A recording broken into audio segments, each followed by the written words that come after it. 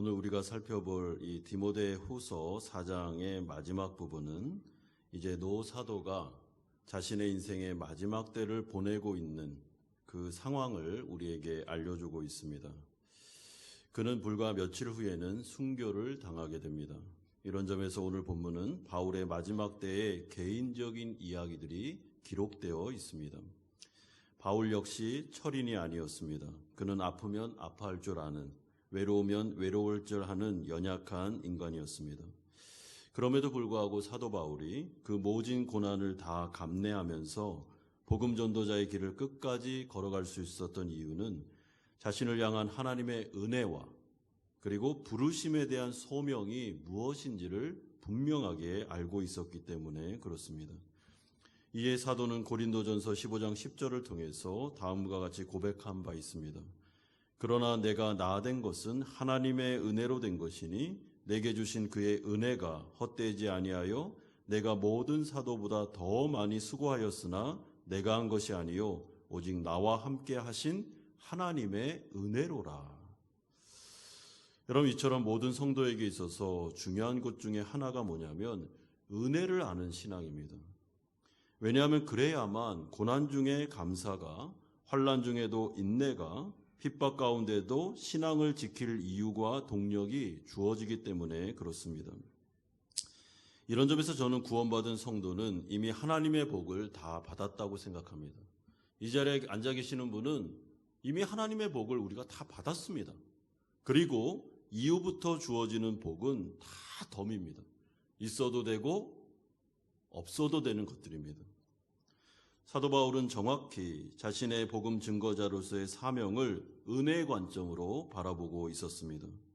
구원받은 것도 감사한데, 죄인 중에 괴수였던 내가 하나님의 자녀가 된 것도 감사한데, 하나님의 영광스러운 복음을 전하는 사명까지 주셨으니까 이거는 그야말로 은혜 위에 은혜였습니다.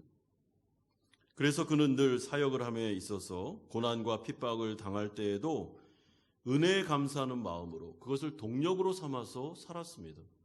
당연히 내가 고난을 받고 당연히 내가 핍박을 받아야지. 그러나 내가 좌절할 수 없는 것은 은혜로 내가 교육자가 됐고 목회자가 되었고 선교사가 되었는데, 내가 이것도 너무나도 감사한데 내가 이 부분을 가지고 하나님 앞에 원망할 필요가 없다고 그는 생각을 했습니다. 그래서 그는 다메섹에서 예수님을 만난 이후에 30년의 사역을 은혜 가운데서 감당할 수 있었습니다. 이런 점에서 저는 신앙에 있어 첫 단추를 정말 잘 끼워야 된다고 생각합니다.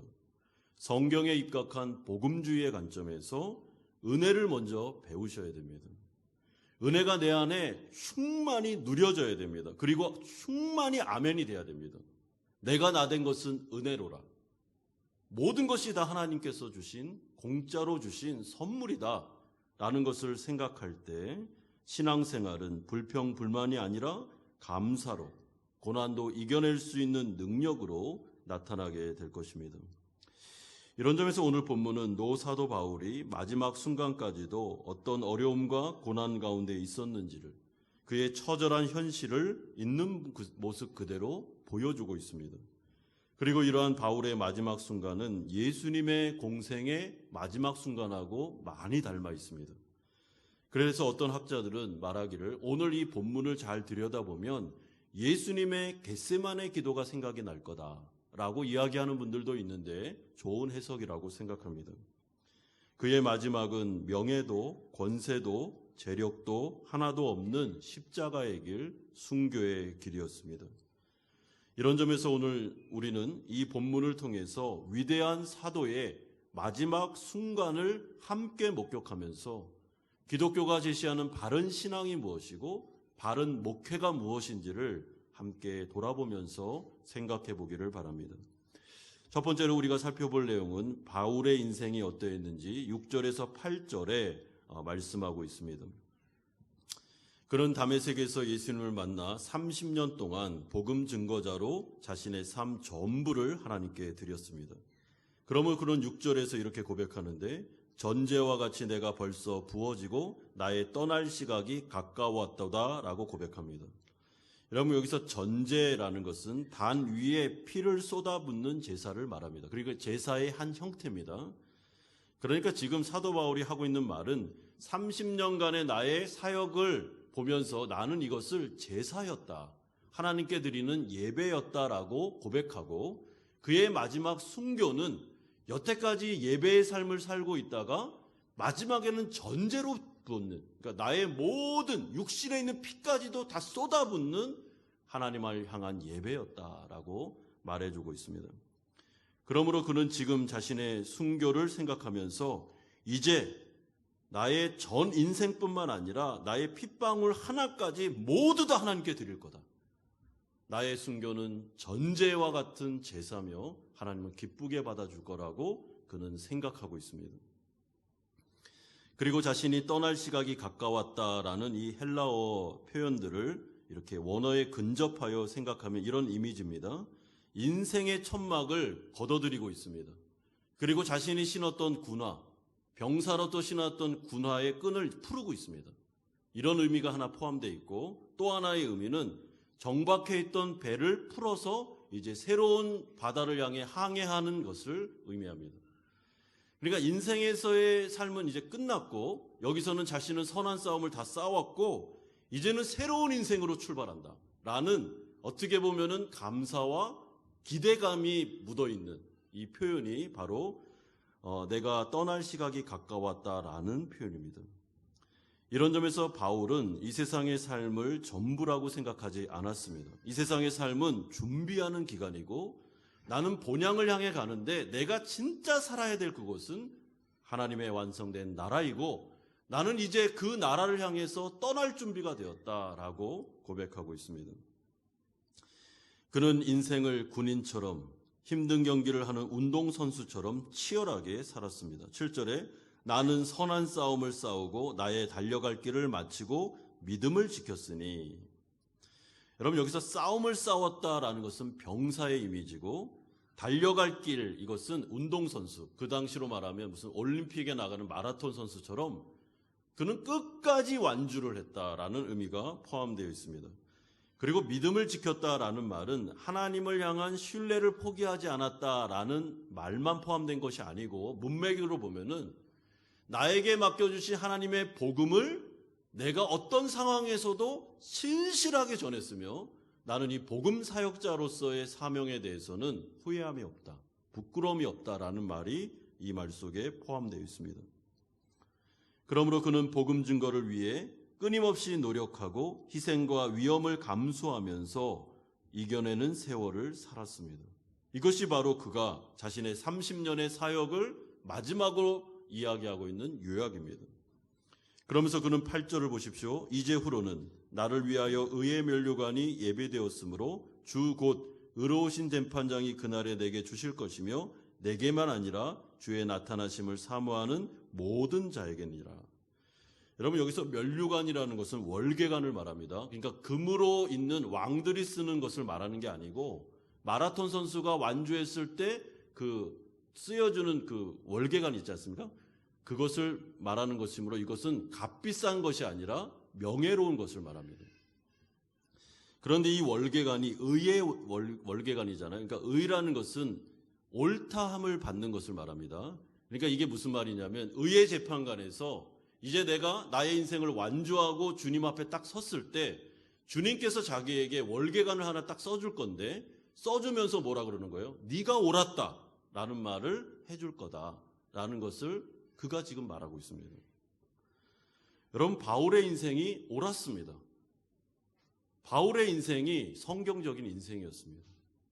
하나님의 나라가 본향이고 이 세상은 나그네 인생이며, 이 세상을 투자하지 않고 그가 끝까지 성경대로 이 세상에 소망을 두지 않고 복음 증거자로 하나님의 나라를 소망하면서 살았던 게 옳았다라는 것을 나는 들을 것이다, 그는 디모데에게 말하고 있습니다. 따라서 바울은 사람의 인정이나 판단을 그렇게 중요하게 여기지 않고 살았습니다. 그에게서 중요한 것은 하나님의 인정이었습니다. 하나님이 옳다 하는 길을 가고 싶었습니다. 사람들이 다 옳다 해도 이게 성경적이지 않으면 안 갔습니다. 그리고 가고 싶지 않았습니다. 왜냐하면 만왕의 왕께서 나에게 최종적으로 옳다 하는 것이 진짜 옳은 것이기 때문에 그는 그 길을 살게 됩니다. 그리고 살았다고 말하고 있습니다. 그러므로 우리가 바울의 인생, 그가 고백하는 30년간의 복음 사역자로서의 인생을 돌아볼 때 그는 하나님께 인정받는 예배자의 삶을 살았음을 알게 됩니다. 사랑하는 성도 여러분, 철저하게 그는 하나님의 뜻을 구했습니다. 그리고 하나님의 뜻대로 살고 싶었습니다. 이 세상 가운데는 많은 세계관과 가치관이 난무하고 있습니다. 성경적인 세계관도 있지만 사실은 세상적인 세계관도 많습니다. 그래서 우리가 이렇게 가만히 있는다 해서 우리가 진공상태에 사는 게 아니고 우리는 수많은 이야기와 도전을 받고 있습니다. 이게 옳다.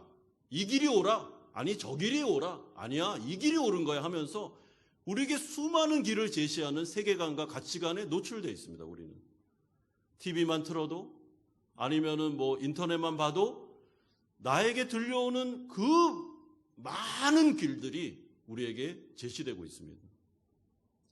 때로는 어떤 사람들은 이 세상에서 성공하는 게 옳은 길이고 돈을 많이 버는 게 옳은 길이고 어떻게든지 이 세상에서 명예와 권세를 갖는 것이 옳은 길이고 그게 승리한 길이고 성공한 길이라고 말합니다. 그러나 사도 바울은 그렇게 생각하지 않았습니다. 이 세상은 나그네 인생이다. 여기서는 내가 투자하는 게 아니고 여기서는 내가 땅 한 평 없어도 괜찮다. 하나님의 나라가 내가 투자할 곳이며 그래서 나는 좁은 길을 가겠다. 그는 생각했습니다. 왜냐하면 그의 앞에 펼쳐진 길은 예수 그리스도가 가신 길이었습니다. 그리고 아무리 고민해봐도 그는 예수님은 십자가의 길을 가셨고 자기 부인의 길을 가셨지 자기 성공의 길, 자기를 드러내는 길을 가신 것을 보지를 못했습니다. 바울의 입장에서는. 그러니까 나도 예수님을 따라가야지. 그것이 바로 진정한 옳은 길이고 그래야 나중에 심판대 앞에서 예수님이 네가 옳았다. 네가 진짜 제대로 된 길을 갔다라는 말을 들을 수 있겠구나. 그 생각을 하고 30년 인생을 산 것입니다. 우리가 두 번째로 살펴볼 내용은 그러면 바울에게 하나님이 옳았다. 네 길이 옳았어 라고 했는데 그러면 바울의 마지막 모습은 어떻습니까? 9절에서 18절 보십시오. 여러분 9절에서 18절을 잘 보면 마지막에 로마 감옥에 갇혀서 순교를 기다리고 있는 바울의 상황과 형편이 참 놀라울 지경입니다. 좀 비참합니다. 어떻게 보면 이 위대한 사도, 여러분 이렇게 아이들에게 아니면 그 성도들에게 물어보면요, 정말 그 성경에서 존경하는 인물 예수님 빼고 누가 있냐 그러면 사도 바울이 5손가락에 들 겁니다. 사도 바울을 모르면 성경을 모르는 거죠. 위대한 사도입니다, 이분은. 그러면 우리가 생각할 때 이렇게 위대한 사도가 위대한 사역을 했습니다. 그럼 마지막을 어떻게 해야 됩니까? 정말 아름답게 은퇴식을 하면서 수많은 제자들이 모인 상태에서 명예와 권세와 이 세상에서 모든 존귀함으로 하나님께서 딱 덧입혀주면서 짜자잔 하면서 마지막을 마감하게 해줘야 되는 거 아닙니까? 하나님이.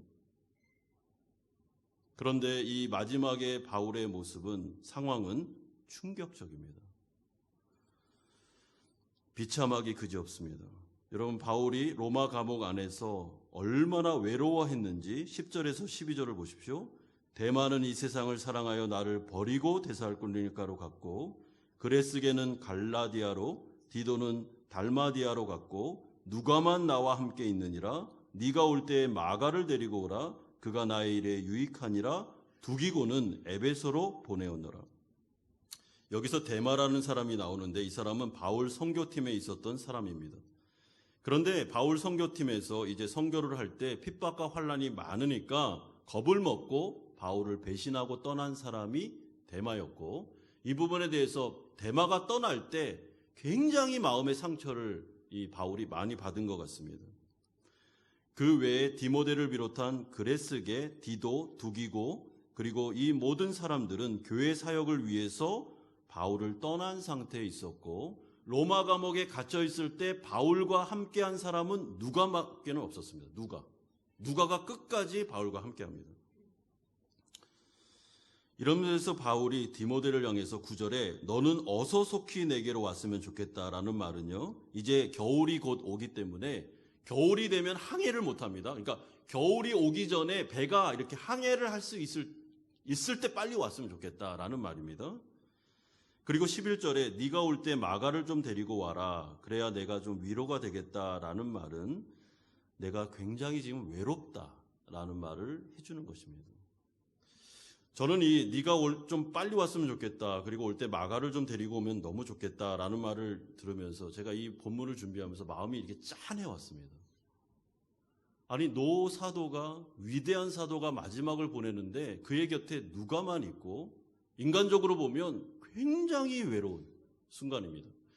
여러분 사도 바울이 로마 감옥에 2번 갇히는데 지금 이 마지막에 갇혔을 때는 그가 사람들이 이렇게 왕래하는 곳에 갇힌 게 아니고 그는 지금 착고에 채여서 그 습한 감옥에 추위에 떨고 있습니다.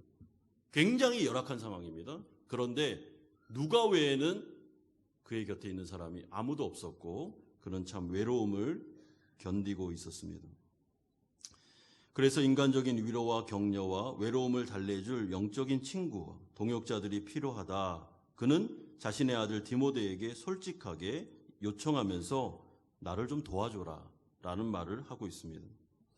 두 번째로 사도 바울은 13절에 보면 네가 올 때 내가 들어와 가보의 집에 둔 겉옷을 가지고 오고 또 책은 특별히 가죽 종이에 쓴 것을 가져오라 말합니다.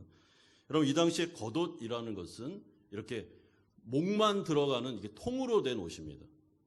그렇기 때문에 이 옷은 두껍기 때문에 겨울철에 덮고 자는 이불과도 같은 그런 역할을 했습니다. 그런데 그가 들어와 가보의 집에 이것을 두고 왔다라는 것은 거기서 너무 많은 핍박을 받아서 나올 때 이 겉옷을 챙기지를 못했습니다. 그리고 나온 다음에 막 정신없이 막 재판을 받으면서 로마 감옥에 딱 갇혔잖아요. 그러고 나니까 이제 겨울이 다가오는데 덮을 옷도 없고 이 겉옷도 없는 상태에서 겨울을 맞이해야 되니까 올 때 겉옷을 좀 가져오면 좋겠다라는 말을 하고 있습니다.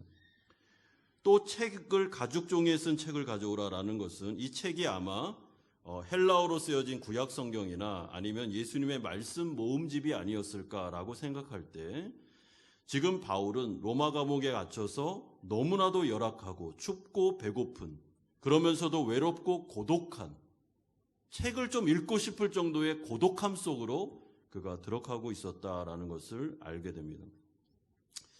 세 번째로 바울의 형편이 나오는데 14절에서 16절을 보시면요. 로마 법정에서 억울함과 외로움과 압박과 스트레스를 너무나도 많이 받았던 바울의 모습이 나옵니다.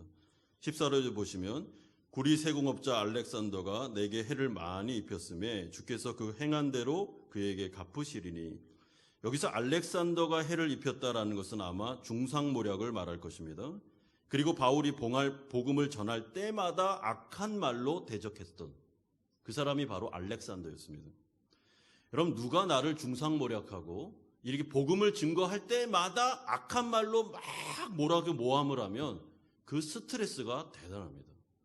제가 여기서 이렇게 설교하고 있는데 여기서 한 사람이 알렉산더라는 사람이 계속해서 딴지를 거는 거예요. 설교를 하는데 아니 저분은 믿을 만한 사람이 아닙니다. 뭐 저분 말을 들으면 안 돼. 여러분 다 일어납시다. 뭐 이러면 설교가 되겠습니까? 안 되겠습니까? 어렵죠. 그리고 주위에서 계속 모함을 하는 거예요. 저 사람은 진정한 사도가 아니라고. 그 알렉산더가 따라다니면서 괴롭게 그렇습니다. 여러분 바울이 철인이 아니기 때문에 그때 스트레스를 많이 받았을 겁니다.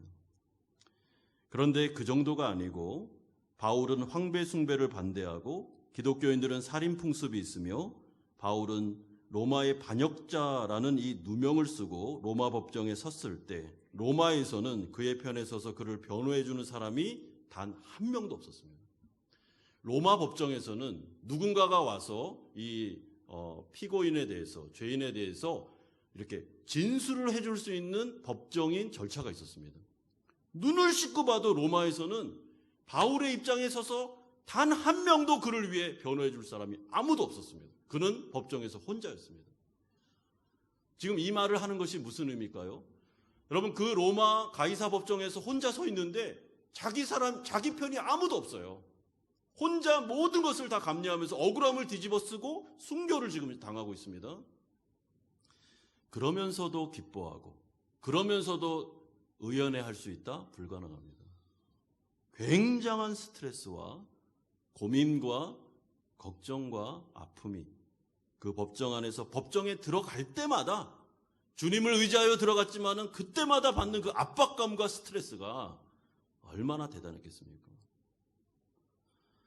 그럼 우리가 뉴스를 잘 보시면 억울하게 법정에 들어가서 자기가 죄를 짓지도 않았는데 법이 자신에게 누명을 씌워서 들어가서 형벌을 받게 될 때 그 사람의 그걸 느끼는 감정은 우리가 이해할 수 없습니다. 그 상처는 어떻게 말로 표현할 수 없는 것입니다. 그러니까 지금 사도 바울의 상황을 보면 그의 마지막 현실을 보면 세상으로 관점에서 볼 때는 명성도 화려함도 명예나 권세나 부요함 하나 없는 그냥 액면 그대로 세상적인 관점으로만 보면 이 사람은 완전히 실패한 인생입니다. 겉옷 하나도 없습니다. 너무나도 외롭고 고독합니다. 법정에서 그를 지지해 준 사람 아무도 없습니다. 알렉산더와 같은 사람은 그렇게 비방하고 모함하고 대만은 떠나가고 이 사람의 사역이 어떻게 된 것입니까? 이 사람은 실패한 목회자요 선교사가 아니겠습니까? 도대체 이 세상 가운데 30년 동안 복음을 전한 결과가 이렇다면 겨우 이 정도라면 하나님께서는 왜 위대한 사도의 말년을 이렇게 비참하게 하시는 겁니까? 마지막에 의의 재판관이 의의 면류관을 딱 씌워주면서 네가 옳았다라고 말하는 옳았다는 상황이 이 상황입니다. 지금. 뭐가 옳았다는 말입니까? 지금. 여러분 이런 점에서 젊은 목회자였던 디모데가 사도 바울의 말년을 보면서 갈등하고 괴로워했던 것 이해가 됩니다. 디모데후서를 쓴 배경이 그렇지 않습니까? 디모데가 지금 두려워하고 있잖아요. 바울이 옥에 갇혔고 핍박을 당하고 있으니까 나도 복음을 전하면 저렇게 될까 봐 지금 걱정하고 있지 않습니까? 이 소심한 젊은 목회자가. 그 사람 붙잡아 주려고 지금 이 편지를 쓰고 있는데 바울의 말년은 제가 볼 때 디모데가 볼 때는 야 정말 하나님의 복음을 전하면 저렇게 되나? 마지막에 명예도 권세도 부귀도 하나도 없는 완전히 그냥 지하 습한 감옥에서 추위에 떨면서 그 외롭게 고독감에 법정에서도 한 명도 도와주지 않는 도대체 이게 진짜 의로운 인생이 맞나? 라고 생각을 했겠죠. 나도 사도 바울과 같이 저런 인생을 살면 어떻게 하나 그런 고민을 하지 않았겠습니까? 그런데 예수님이 자신의 십자가를 지고 가실 때 12제자들도 똑같은 생각을 했습니다. 예수님은 12제자를 향해 나를 따라오려거든 자기를 부인하고 자기 십자가를 지고 나를 따라오라고 명령했습니다. 그리고 이 의미가 뭔지 몰랐기 때문에 제자들이 잘 따라갔습니다. 왜냐하면 이분 따라가면 로마를 정복하고 그분이 왕이 되었을 때 한 사람은 국무총리가 되고 한 사람은 국방부 장관이 되고 이런 꿈을 가지고 있었으니까 잘 따라갔습니다. 그런데 웬걸요? 그가 가시는 길을 잘 보니까 명예도 권세도 부귀도 없는 그야말로 따귀를 맞고 핍박을 당하고 가시면류관을 쓰면서 막 피가 흐르면서 사람들의 엄청난 야유를 받으면서 십자가를 향하고 가고 있으니까 제자들이 어떻게 했냐면 다 도망갔습니다. 베드로는 3번 부인했고 가룟 유다는 배반했고 요한만 그의 예수님 곁에 있었습니다. 그리고 다 도망갔습니다. 이런 점에서 예수님의 말년과 또한 사도 바울의 말년은 너무나도 비슷하다고 생각합니다. 그렇다면 우리가 이 모습을 보면서 뭐가 옳은가? 왜 사도 바울은 나는 옳다, 나는 하나님 앞에서 옳다함을 받을 거야 라는 그 자신감은 어디에 있었는가를 여러분 생각하셔야 됩니다. 그것은 세상적인 관점이 아니었습니다. 그런 인간적인 관점으로 볼 때는 성공한 목회자가 아닙니다. 그는 실패한 선교사였습니다. 그러나 하나님 앞에서는 성공한 목회자였습니다. 그러면 그 기준, 그 척도가 무엇인가라는 것이죠.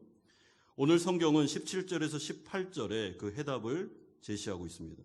주께서 내 곁에 서서 나에게 힘을 주심은 나로 말미암아 선포된 말씀이 온전히 전파되어 모든 이방인이 듣게 하려 하심이니 내가 사자의 입에서 건짐을 받았느니라. 주께서 나를 모든 악한 일에서 건져내시고 또 그의 천국에 들어가도록 구원하시리니 그에게 영광이 세세에 무궁하도록 있을지어다. 아멘. 사도 바울의 입에서 나온 내가 하나님 앞에서 의롭다라고 칭해질 수 있는, 네가 옳았다, 네 길이 맞아라고 인정받을 수 있는 것은 하나입니다. 그는 하나님과 동행하면서 주님이 주신 사명, 하나님의 복음을 액면 그대로 선포했으며, 그리고 그때마다 하나님께서 그와 동행하셔서 그가 구원으로 나아갈 수 있도록 인도해 주신 이거밖에는 없다라고 말하고 있습니다. 그러므로 우리는 17절에서 18절의 말씀을 잘 들어보면 이런 생각을 하게 됩니다. 그의 겉사람은 계속해서 후패해지고 있었습니다. 그의 몰골과 그의 상황과 그의 형편은 흠모할 게 하나도 없었습니다. 그런데 그의 속사람을 보십시오. 그는 하나님의 힘을 주심을 경험했으며 사자의 입에서 그를 건져내는 동행하심이 있었으며 하나님은 악한 길에서 그를 건져내셨고 그를 천국으로 인도하고 계셨으며 말씀을 증거할 때마다 성령의 능력을 체험하고 있었습니다. 무슨 말입니까? 겉사람은 후패하고 있었지만 그의 속사람은 날로 새롭도다. 더욱더 견고해지면서 아름다운 모습으로 변화되고 있었습니다. 그러니까 믿음의 눈으로 보지 않으면, 이 세상의 관점으로만 보면 사도 바울의 말년은 로마 감옥에서 있는 흠모할 거 아무것도 없는 실패한 인생입니다. 그러나 믿음의 관점으로 보면, 그의 속사람을 보면 바울은 하나님의 위대한 사도로 성공한 인생을 살았습니다. 그러므로 우리가 믿음의 관점으로 인생을 돌아보지 않으면 이 세상의 세계관과 가치관에 따라 넓은 길로 갈 수밖에 없습니다. 여러분, 성령이 내 안에서 역사하지 않고 성령이 나를 이렇게 견인하여 데려가시지 않으면 세상의 이 쓰나미에 모든 사람이 다 떠나갈 수밖에 없습니다. 왜냐하면 모든 사람들이 다 합의한 바가 뭡니까? 이 세상에서 성공하는 것은 부유하고 권세 잡고 명예롭게 겉사람이 화려한 것이 성공했다 다 말하지 않습니까? 이게 모든 사람들이 다 합의하는 바잖아요. 근데 성경만 따른 이야기를 하지 않습니까? 겉사람은 후패하나 속사람이 진짜다. 속사람이 중요하다는 말을 하고 있지 않습니까? 예수 그리스도께서 십자가에 지셨을 때 그의 겉사람을 보십시오. 화려합니까? 흠모할 만합니까? 모든 사람들이 저주하면서 저런 인생은 저주받은 인생이다라고 외칠 정도의 보잘것없는 인생이 예수님의 공생의 마지막 모습이었습니다. 그러나 유일하게 성부 하나님만이 네가 옳았다. 네가 바로 내 사랑하는 아들이며 네가 바로 나의 뜻을 이루었다라고 말씀해 주셨습니다. 바울도 똑같습니다. 로마 감옥에 갇혀 디모데까지도 저런 스승의 삶을 살고 싶지 않아 라고 괴로워하고 있는 그 순간에 사도 바울이 디모데를 향해서 너 그런 생각하면 안 된다. 너 나를 본받아야 된다. 너도 나처럼 살아야 돼. 복음을 증거하다가 하나님의 나라를 위해서 감옥에 갇힐 각오를 하고 고난받을 각오를 하고 어떤 환경에서도 복음을 증거하고 나를 따라와라. 예수님이 가신 그 길을 같이 가자 라고 하면서 그를 독려하면서 하나님께서 인정하시는 길은 겉사람이 아닌 속사람에 있다라는 것을 얘기해 주고 있습니다. 이런 점에서 우리의 신앙과 우리의 삶과 또한 저 같은 목회자는 목회 현장을 돌아봐야 됩니다. 많은 사람들이 목회의 성공을 화려함으로 숫자의 많음으로 생각하고 있습니다. 그리고 그렇게 대우하고 있습니다. 그게 현실입니다. 그러나 어떤 선교사가 아무도 알아주지 않는 그곳에서 예수님의 말씀에 따라 하나님의 복음을 증거하며 자신의 인생을 마감했다면 나중에 주님 앞에서 누가 옳았는지를 하나님 앞에 인정할 때 그때가 진짜 중요한 때고, 여기서 사람에게 인정받고 사람에게 평가받는 것 그게 중요하지 않습니다. 그 절대적이지도 않습니다. 하나님께서 옳다고 말해야 그 사람이 성공한 사람입니다. 마찬가지입니다. 여러분, 성도님들이 이 세상을 사실 때 어디에다 목표를 두고 살겠습니까? 어떻게든지 이 세상을 살면서는 화려하게 모든 것을 다 채우면서 만족스럽게 명예와 건세와 성공을 위해서 목표를 거기다 딱 두고 가시겠습니까? 그러면 속사람은 어떻게 합니까? 속사람은 너무 바빠서 예배 올 시간도 없고 기도할 시간도 없고 하나님을 만날 시간도 없다면 이 속사람은 어떻게 하겠습니까? 그 목표를 따라가려고 보니, 세상을 따라가려고 하니까 이 사람들은 지금 막 고속철로 막 가고 있는데 내가 그 따라가려고 하니까 하나님은 저기 뒤쪽에 잠깐 계세요 하면서 막 따라가고 있지 않습니까? 주님이 인정해 주겠습니까? 마지막 세 번째로 사도 바울은 마지막 인사와 축복을 디모데에게 19절에서 22절까지 하고 있습니다. 여러분, 19절에서 21절을 보면 자신의 신실한 동역자들 브리스가와 아굴라, 오네시보로, 에라스도, 드로비모, 으블로, 부데와 리노, 글라우디아 모두 형제들을 대표해서 디모데를 향해 문안 인사를 합니다. 여러분, 바울이 순교를 직감하고 있습니다. 그러므로 이 마지막 인사는 그 당시에 편지를 보낼 때 이렇게 문안 인사하면서 보내는 그런 그 당시의 풍습을 따르는 것입니다. 그런데 제 생각에는 여러 가지 의미가 포함되어 있다고 생각합니다. 여러분, 디모데 입장에서 바울은 정말 위대한 스승입니다. 여러분, 제자가 진짜 자기가 존경하는 스승이 죽거나 자신을 떠나면 그 상실감과 그 위기감은 어떻게 말로 표현을 못합니다. 지금 바울이 떠나는 순간에 디모데를 위로하고 격려하고 싶은데 뭐라 그러냐면 브리스게와 아굴라, 오네시보로, 에라스도, 드로비모, 이 위대한 하나님의 종들은 내가 떠난다 할지라도 여전히 남아있다. 무슨 말이죠? 걱정하지 마라. 하나님의 나라는 사도 바울이라는 나 혼자 이 나라를 이끌고 가는 것도 아니고 이 나라의 주인은 나도 아니야. 하나님의 나라는 하나님이 주인이시고 내가 떠난다 한들 하나님의 나라는 굳건하게 전진할 것이며 아무런 영향받지 않는다. 걱정하지 마라. 디모데야, 두려워할 거 없어. 브리스고와 아굴라, 오네시보로 같은 진짜 위대한 사람들이 있을 거며 또 생길 거고 또 너의 동역자들은 계속 너를 와서 너를 도와줄 거고 같이 이 사역 감당할 거니까 하나님이 하나님 나라 주인이니까 걱정하지 마라. 두려워하지 마라.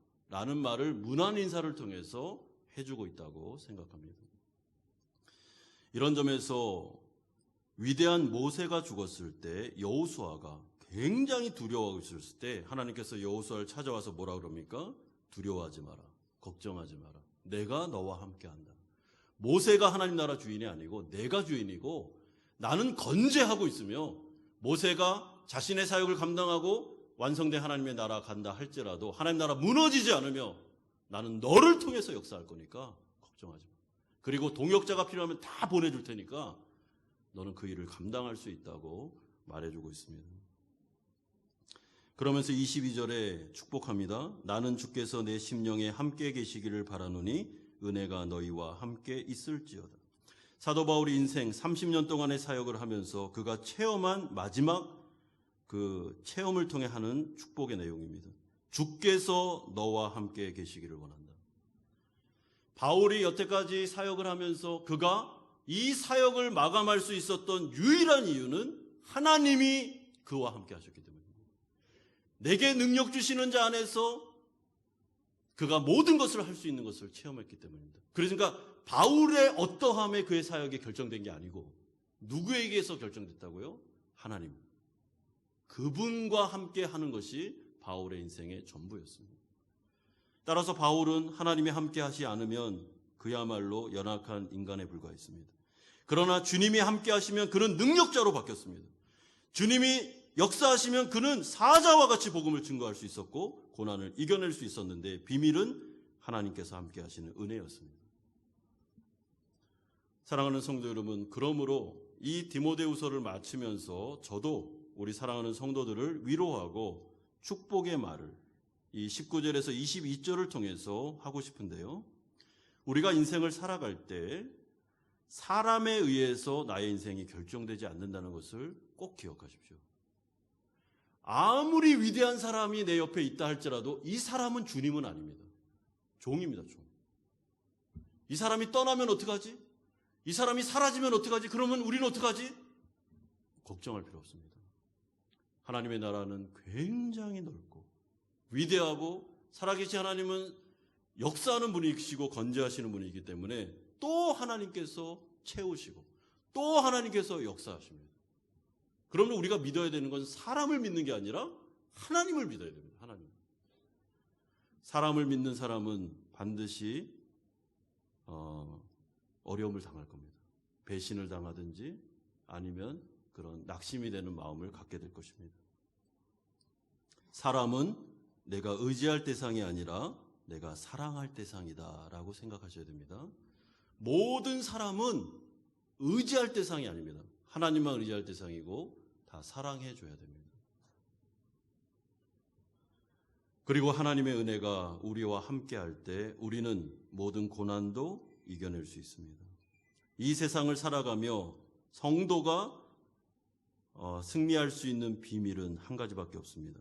하나님의 은혜가 나와 함께하는 것, 나와 동행하는 것입니다. 그러면 디모데는 아무리 젊은 목회자요, 그리고 기질이 연약하고 예민하고 너무나도 소심하고 한다 할지라도 하나님이 디모데와 함께 하시면 그의 사역은 바울과 똑같이 하나님이 인정해 주는 사역을 하고 그도 때가 되어 하나님 품으로 안기게 될 것입니다. 사랑하는 성도 여러분, 이 말씀이 지금 디모데에게는 들려지는 예언의 말씀이었지만 사실은 우리는 과거의 말씀입니다. 그러므로 기독교 역사를 볼 때 디모데는 이 바울의 축복처럼 하나님께서 동행하여 주심으로 이 소심한 젊은 목회자가 소아시아 교회를 잘 목양하다가 아주 아름답게 인생을 살다가 주님 품으로 가게 되었습니다. 누구 때문에요? 하나님의 은혜 때문에 가능했습니다. 그러므로 우리 사랑하는 성도님들에게도 하나님의 함께하심과 은혜가 매일 매순간마다 있기를 바랍니다. 하나님의 은혜가 여러분들을 동행하시고 이끌어 가시기에 두려워하거나 변화되는 상황 속에서 낙심하지 마십시오. 사람을 인해서 실망하거나 사람을 의지하다가 괴로워하지 마십시오. 사랑해줘야 될 사람입니다. 끝까지 하나님만을 바라보며 성경에서 제시하는 세계관에 따라서 좁은 길을 갑시다. 화려하고 성공하고 부귀영화가 있는 길은 위험할 가능성이 큽니다. 좁은 길, 외로운 길, 고독한 길을 갑시다. 예수님의 십자가의 일을 가서 예수님의 제자로 우리 역시 바울과 같이 인정받는 인생 살다가 하나님의 품에 안기는 성도님들 다 되시기를 주 예수 그리스도의 이름으로 축원드립니다.